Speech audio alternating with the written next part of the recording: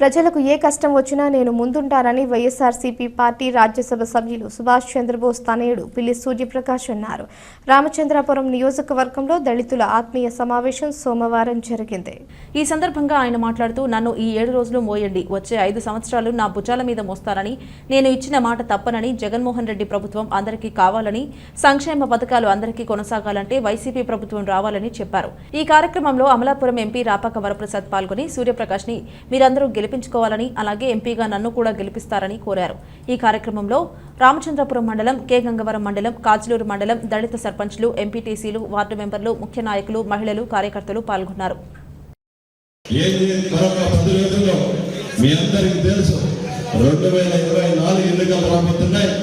గడిచిన 5 సంవత్సరాలు ఈ రాష్ట్రంలో వైఎస్ఆర్ కాంగ్రెస్ పార్టీ ప్రభుత్వం ఏర్పడిన తర్వాత వైఎస్ జగన్మోహన్ రెడ్డి గారు ముఖ్యమంత్రిగా బాధ్యతలు తీసుకున్న తర్వాత ఏం చేశారో మనం ప్రత్యేకించి చెప్పాల్సిన 1-2 విషయాలు మీ ముందుకు తీసుకొస్తారు. కాబట్టి ఇక్కడ గమనించుకోవాల్సిందల్లా ఆ ప్రభుత్వాలు 2019 వరకు అనేక ప్రభుత్వాలు పనిచేసి 2014 నుంచి 19 వరకు ఆనాటి పాలన చేసిన తెలుగుదేశం ప్రభుత్వానికి మనకి ఉన్న తేడా ఏంటి? ఆనాడు గత ముఖ్యమంత్రి స్థానంలో ఉన్న వ్యక్తి తెలుగుదేశం పార్టీ అధ్యక్షుడు నారా చంద్రబాబు నాయుడు గారు ఈ రాష్ట్రంలో దళితులను ఉద్దేశించి ఒక మాట అన్నారు. ఏం మాట అన్నారు? ఈ భూమి మీద ఎవరైనా దళిత కులంలో పుట్టాల్సింది ఎవరైనా అనుకుంటారా అని అన్నాడు. మనం ఆ మాట అన్నారు.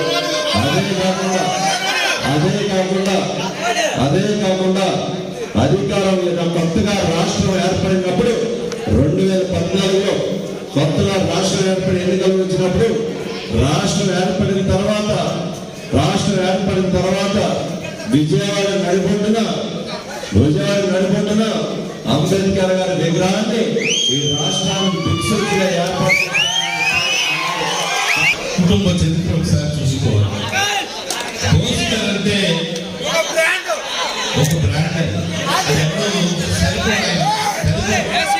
ఆయనకు సరి తూగడానికి ఎవరు కూడా సెలబ్రేట్ అనే పరిస్థితి కాదు. ఎందుకంటే నీతి నిజాయితీకి మారు పేరు మన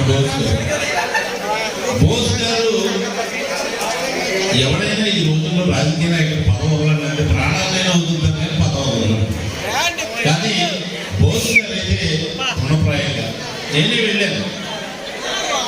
కుమార్ రెడ్డి గారు నన్ను వేణుని పంపించి ఒకసారి ఆయన ఆగమని చెప్పండి, నేను మినిస్టర్ నేను ఆయన ఉంచుతా ఉండమని చెప్తే మేము వెళ్ళి అన్ని సర్దేసుకోండి, వెంటనే సర్దేస్తారు కదా. ఆయన వెళ్ళి సార్ ఒకసారి ఆలోచించండి, ఏంటంటే నిర్ణయం తీసుకున్నాం కదా, మీరు ఎవరు చెప్తున్నారు కానీ అలా నడుచుకుంటూ వెళ్ళిపోయింటే ఊరికే గాలి మంత్రి అటువంటి వ్యక్తి దోసుగారు. ఇంతకాలం సుదీర్ఘకాలం ఒక 40 సంవత్సరాలు రాజకీయం చేస్తూ చిన్న అవినీతి పరం కూడా లేనటువంటి మన నాయకుడు బోస్ గారు. అటువంటి కుటుంబం నుంచి వచ్చినటువంటి మన సూర్యప్రకాష్ చక్కగా